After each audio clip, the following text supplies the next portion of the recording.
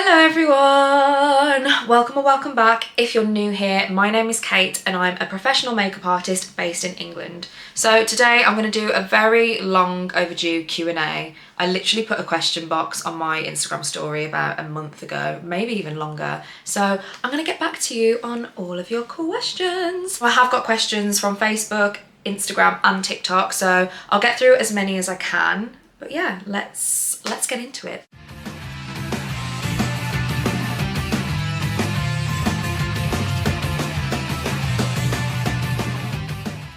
So I'm not going to do these in any particular order. I'm just kind of going to like pick and choose a few different questions. Quite a lot of them do overlap and kind of like intertwine with each other. So hopefully if I answer one, it'll kind of answer another as well. So one that I got quite a lot is, what inspires you as an artist? I think being a creative person, I try and pull inspiration from everywhere, whether it's literal sources in front of me, like a picture of someone's makeup, or something, you know, like the sky, the sunset, the moon. I love the moon. So one of the main things that I take inspiration from is music and all of my favourite bands and artists, especially the ones that are a little bit like more creative themselves. Like for example, one of my biggest inspirations ever is of course Lady Gaga. I love everything that she does. I just think she's like a creative genius. So really love David Bowie. He's one of my favourite artists as well. Anyone that sort of like pushes boundaries, doesn't fit into the conventional idea of like what beauty or what like normal, you know, air quotations everywhere, like is a lot of inspiration from films, especially like horror, anything like spooky, Halloween. I just find beauty in the unconventional, in the avant-garde, in the like the weird. Love taking inspiration from the runway, especially like the old like 90s runway, or like anything that John Galliano does, Alexander McQueen, Mason Margiela. Like yeah, I love any sort of like gothic themed anything, whether it's like gothic literature, gothic poetry, gothic films, gothic architecture. I like such a connection. I'm very drawn to anything that's sort of like dark, mysterious, witchy. I take inspiration from the people that I work with. I am so incredibly fortunate to work with so many amazing different people, very, very beautiful souls, and one who I am so inspired by is Tasha, who has modelled for me a couple of times. This is one of my favourite makeup looks like ever. If you guys haven't seen it, it's pinned on my Instagram, but I will never ever get over that look. And I also turned her into Frankenfurter from Rocky Horror, which is also one of my most iconic looks that I think I've ever done. Like, are you kidding me? So someone that has such an incredible face and just like an incredible aura, I look at people and I'm like, I'm inspired by you, let me just like paint something. I feel like leading on from that, I can kind of touch upon certain artists that I am particularly inspired by.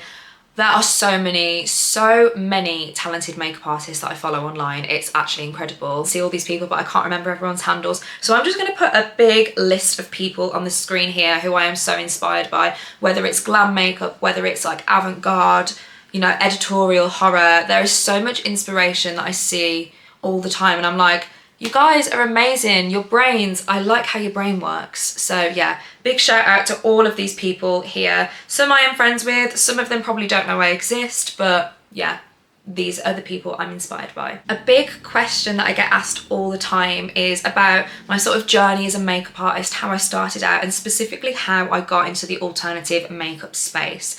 So it's really hard for me to answer this question because it's not kind of like I did X, Y, and Z and this is how I got here. It's been over 10 years of blood, sweat, and many tears.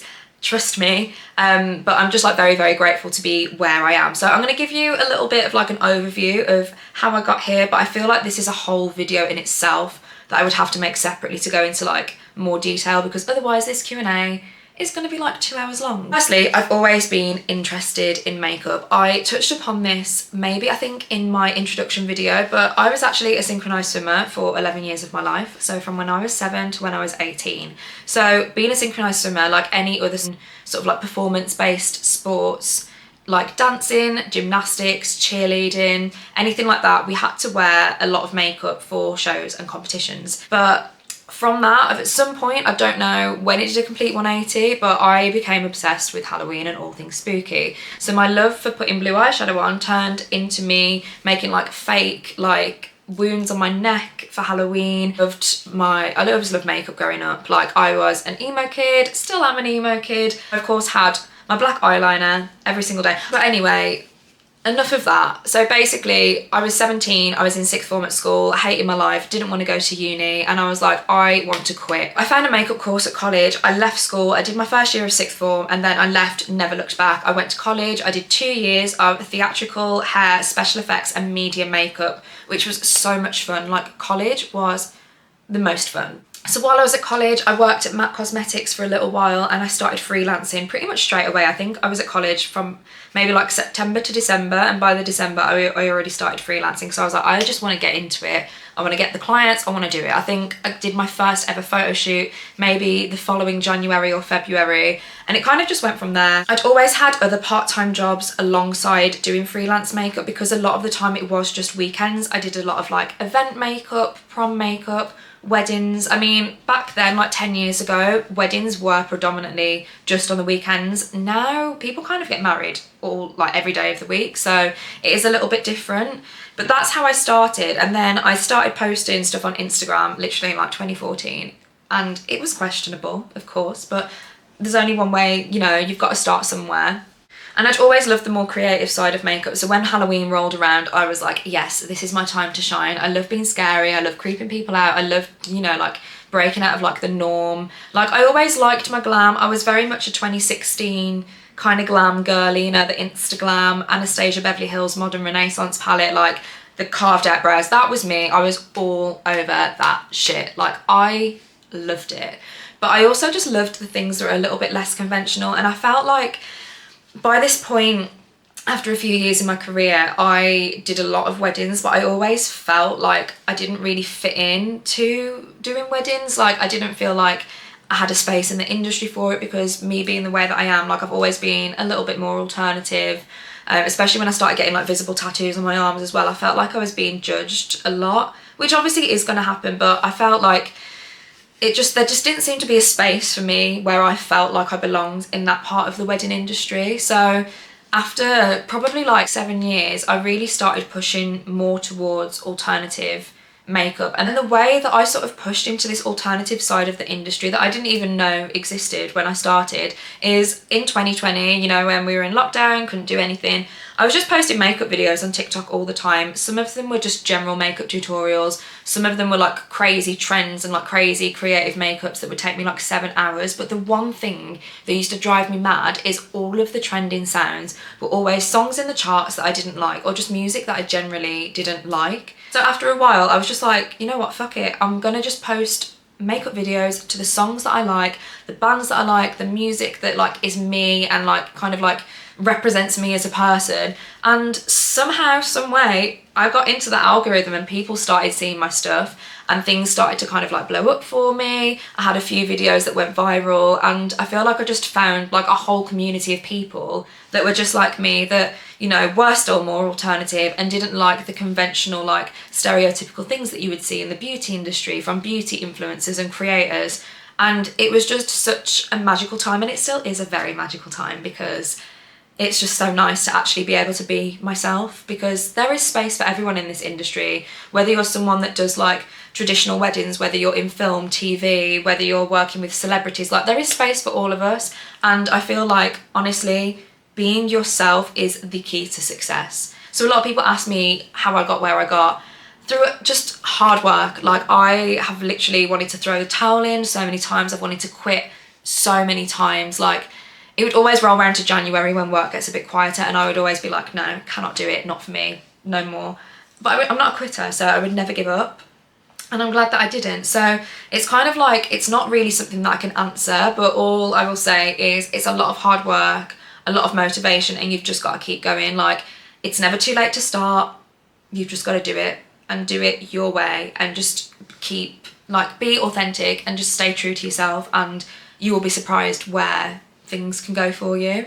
Sorry, that was a very long-winded answer, but yeah, if you guys want me to go more in depth into like my actual like career path and like kind of break down different parts of my career and different steps that I've taken, please let me know. Another question that I got a lot of, because especially the time when I posted the question box on my stories, I've been asked who my favourite musical client to work with is. So I feel like it's a bit of a no-brainer. Like, I am very fortunate to have worked with Chris Motionless a few times, and he is such an amazing guy. He's amazing to work with, so I will have to say Chris. Chris is the winner.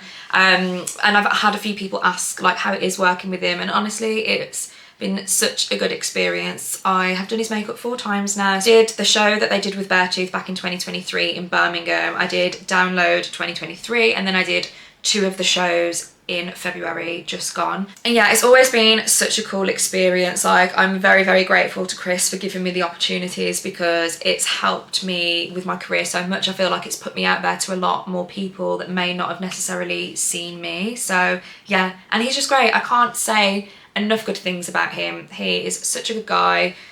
He's just lovely. So yeah, it's always a great experience, and I hope that we can continue working together in future, because yeah.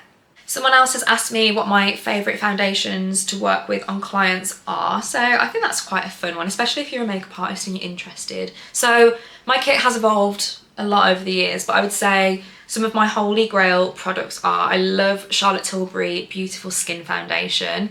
I love Vive Skin Nova Complexion Balm. I've got that on today, and I've actually recently added it to my kit because I love it so, so much. And then I have the Danessa Myricks Vision Cream Cover. So it's like a 2-in-1 foundation and concealer. It's such high coverage, but the formula is so lightweight that I either use it just as a foundation by itself for someone that wants really, really full coverage, or sometimes I like mix it with my other foundations to amp up the coverage a little bit. Another side note, like, I love the House Labs foundation, but unfortunately I haven't got it in my kit yet because it's expensive. It's expensive when I have to buy at least 8 bottles. So that would be in my kit as well. But yeah, so Charlotte Tilbury Beautiful Skin, Vive Skin Nova Complexion Balm, and Danessa Myricks Vision Cream Cover. What are your biggest changes in your makeup or your style over the years? Which I think is a really interesting question, mainly because I don't know if this happened to anyone else, but I was always like a little emo kid growing up. And then when I got to like 19 to about 22, I had a weird normal phase where I had blonde hair, I was smashing the fake tan, like, and I look back on these pictures and I'm like, who is she? Who was she? But I also don't know whether being a professional makeup artist at that time, where there didn't seem to be as much space for people that didn't fit into that kind of standardized idea of what makeup artists look like and, you know, their styles and stuff. I don't know whether that had something to do with it, and that kind of contributed to me trying to kind of like mold myself into someone that I wasn't, to seem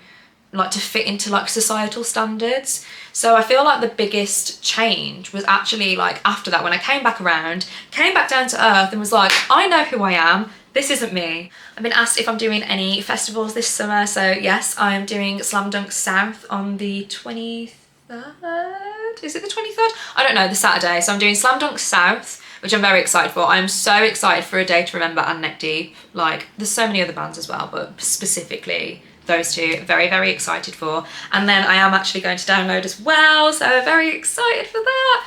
I need to find another word that's not excited, but that is what I am. I love Download. Download is my favourite festival. I don't know how many times I've been now. I feel like I'm definitely over 10 times. I'm very excited. I'm so happy that Korn are headlining. They deserve it. Korn were the first ever band that I saw at a festival, which was Download in 2009.